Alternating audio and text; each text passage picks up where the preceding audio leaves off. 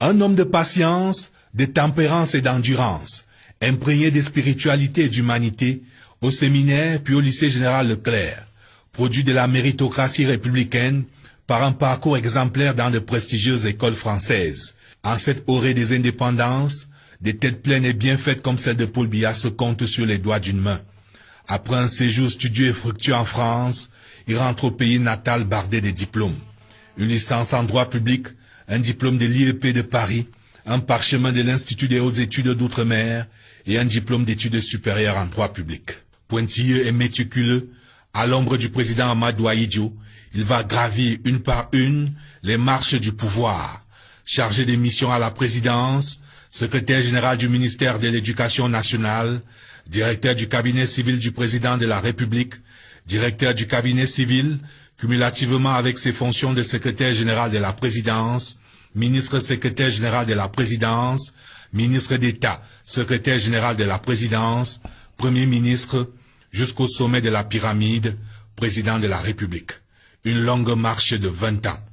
Avant de franchir la dernière marche de cette échelle du pouvoir, Paul Biya échappe à un dernier piège byzantin.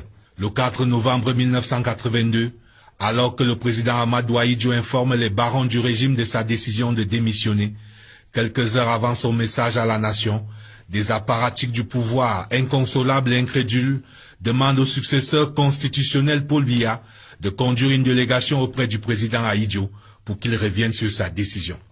Paul Biya, dans une incroyable maîtrise de soi, alors que le destin lui tend les bras, accepte de conduire cette improbable équipée où se côtoient Charles Assal et comme porte-parole Amadou Ayatou, Moussa Yaya, Saba Leko. Peine perdue, Ahidjo est inflexible. Plus rien n'entravera la marche de l'histoire jusqu'au samedi 6 novembre 1982. Paul Biya prête serment. Il a 49 ans, d'une élégance raffinée. Il porte beau. Il est l'homme du renouveau.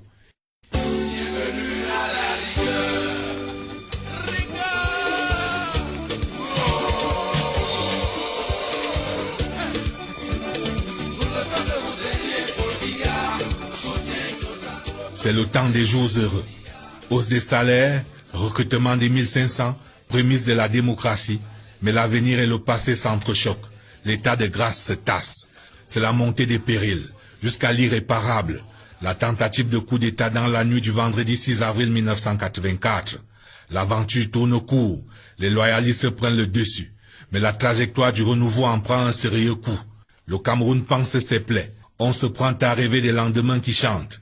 Mais une crise économique impitoyable s'installe et contrarie les bons plans du président. Le pays n'a pas d'autre choix que de se livrer au remède de cheval du FMI, le programme d'ajustement structurel, et son lot de déflatés, de désargentés et de conjoncturés. D'autres nuages s'amoncellent avec les vents d'Est qui soufflent sur les années de braise. L'opposition rêve de changement, s'empare de la rue, sort de véritables armes de destruction massive, avec le cocktail explosif de villes mortes, de désobéissance civile, de cartons rouges, de casse. Le Cameroun danse sur un volcan. Le régime étouffe, mais Yaoundé respire, le Cameroun vit et le renouveau survit, à un chassement avant l'heure. Même les chasseurs de lions finissent par être domptés. Paul Biya, après avoir répondu que la conférence nationale souveraine est sans objet, il a su imposer la tripartite. Ce n'était pas une chose simple, mais il a pu rassembler énormément de groupes et de gens qui comptent pour les convaincre que la tripartite est la solution. L'opposition était fortement opposée à la tripartite sous la forme présentée. Et Paul Biya a été suffisamment habile pour fracturer cette opposition. Paul Biya, réélu le 11 octobre 1992 au terme de l'élection présidentielle la plus disputée de l'histoire politique du Cameroun, s'engage donc à réenchanter les Camerounais. Mais l'histoire balbutie. Comme dans un mauvais rêve, le conflit de Bakassi éclate. Des conseillers de l'ombre se pressent. Paul Biya conduit les va-t-en-guerre qui veulent une confrontation et ignore les caméléons qui lui proposent une négociation en tête-à-tête avec le Nigeria. Paul Biya préfère la force du droit au droit de la force, en portant l'affaire devant la Cour internationale de justice le 19 mars 1994. Paul Biya Héros de la résolution pacifique du conflit de Bakassia, le triomphe modeste, d'autres se chargent de lui rendre hommage.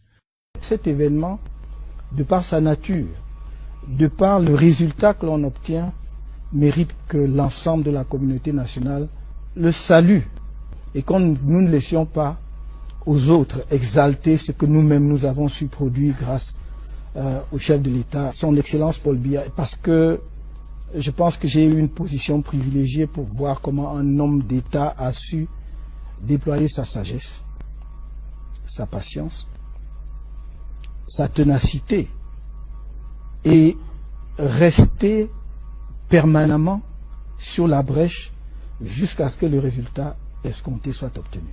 Bakassi retrouvé, le président n'a pas de répit. Il doit livrer une autre bataille qui transforme les finances publiques en tonneau de Danaïde, la corruption. Paul Biya lui-même prêche pourtant par l'exemple. Il n'a rien oublié du commandement du séminaire. Garde la règle et la règle te gardera. De nombreux disciples ne suivent malheureusement pas le bon exemple du maître. Le peuple veut s'inviter au banquet des fruits de la croissance. Les émeutes de la faim éclatent du 25 au 29 février 2008. Il fait la part des choses. Il met en garde les apprentis sorciers qui veulent tirer les marrons du feu. Il tance son gouvernement d'une question cinglante. Qu'avons-nous fait pour répondre aux aspirations légitimes du peuple camerounais? Le président apporte une réponse. Ce sera le septennat des grandes réalisations après les grandes ambitions. Le Cameroun est transformé en un immense chantier. Port en eau profonde de Kribi, deuxième pont du Vouré, barrage de Lompangar, Arcelou, Garoaboula, Nandekenga, Undere, route Bamenda, Batibou, Manfé et Kok. Le pays se transforme à vue d'œil et semble lancer comme un train à grande vitesse vers son émergence. Et voilà que surviennent un, puis deux, puis trois chocs, coup sur coup. La guerre contre Boko Haram, la chute des cours du pétrole, la crise dans le nord-ouest et le sud-ouest. C'est dans ce contexte que Paul Biya est réélu triomphalement le 7 octobre 2018 face à une opposition en ordre dispersé, trop sûre d'elle-même et qui commet l'erreur de se méprendre sur un sphinx d'une dimension supérieure. Paul Biya est quelqu'un de bien formé sous plusieurs angles. Revenu en 1962 au Cameroun, après ses études et nommé chargé de mission à la présidence, il va s'écouler 2 décennies avant qu'il ne devienne chef de l'État. Et depuis qu'il est chef de l'État, il s'est écoulé 3 décennies. Donc en termes d'extraction politique, c'est-à-dire d'expérience politique, il me semble que sur le marché national, il n'y a pas mieux. Donc tout ceci peut expliquer le fait qu'il résiste aux épreuves parce qu'il les comprend, parce qu'il sait les gérer et parce qu'il sait se projeter. 36 ans après, Paul Biya vogue vers un septennat des grandes opportunités et dit qu'on ne vendait pas cher sa peau.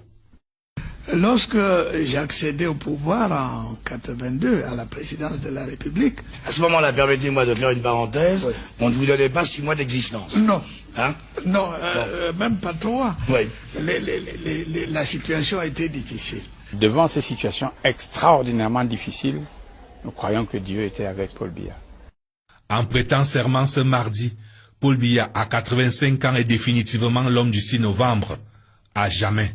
Comment ne pas voir la main de Dieu derrière ce destin exceptionnel? Ite missa est.